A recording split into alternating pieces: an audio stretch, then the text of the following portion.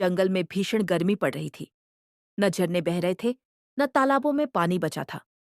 सूखी जमीन, झुलसते पेड़ और प्यासे जानवर, सब बेचैन थे। चार पक्के दोस्त, रानो चिड़िया, कालू कौवा, मिट्ठू तोता और गुड्डू कबूतर, रोज की तरह सुबह सुबह भोजन और पानी की तलाश में निकले। रानो चिंतित होकर बोली, अगर ऐसे ही रहा तो अगले कुछ दिनों में हम सबकी हालत और भी बुरी हो जाएगी। हमें अब मिलकर कुछ करना होगा। मुझे तो एक जगह याद है। गुफा के पास एक पुराना कुंड है। वहां सालों पहले पानी हुआ करता था। शायद अब भी बचा हो। तभी मिट्ठू तोता कहने लगा, लेकिन वो इलाका तो बहुत खतरनाक है।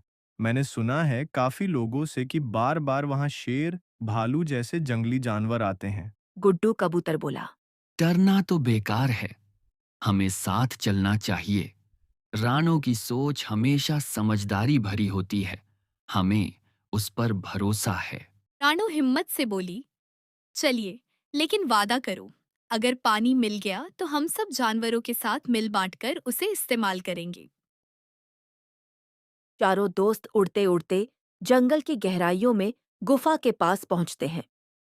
वहां सचमुच एक पत्थर से घिरा पुराना कुंड होता है। कुछ पानी उसमें चमक रहा होता है, ठंडा, साफ, लेकिन बहुत कम। कौवा खुशी से झपटने ही वाला था कि रानो सामने उड़कर आ गई। रुको कालू भैया, रानो ने कहा। ये पानी हम सबका है। अगर तुम अभी सारा पी गए तो बाकी जीवों का क्या होगा? कौवा हकलाता हुआ बोला, मैं मैं तो बस प्यासा था रानो। पर तुम ठीक कहती हो। हमें सबके बारे में सोचना चाहिए। रानो फौरन उड़कर पेड़ों पर बैठी बाकी चिड़ियों को बुलाती है। फिर सियार, हिरन, खरगोश, नेवला, साही और भी छोटे जानवर आने लगते हैं। रानो ऊंचे पत्थर पर चढ़कर सबको संबोधित करती है। भाइयों और बहनों, ये कुंड जंगल का आखिरी पानी बचा है। अगर हम सब मिलकर इसका ख्याल रखें तो गर्मी खत्म होने तक सबका काम चल सकता है।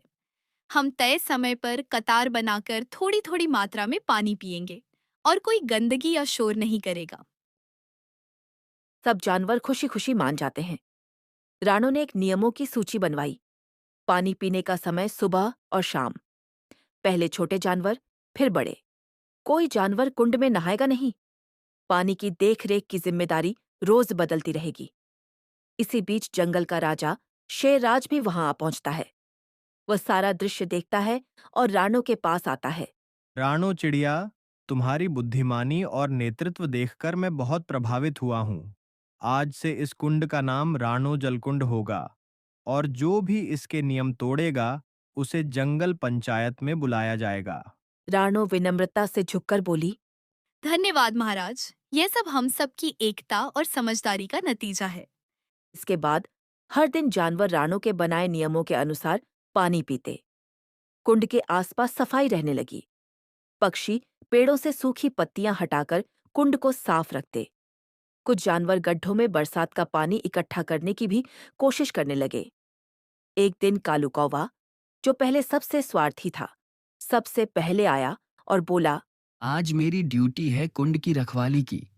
रानो ने मुझे जिम्मेदारी दी है और मैं उसे निभाऊंगा। राणो मुस्कुराकर बोली, देखा दोस्तों, जब कोई अच्छा उदाहरण बनता है तो सब में बदलाव आने लगता है। रात को सब पक्षी अपने अपने घोंसलों में लौटते हैं।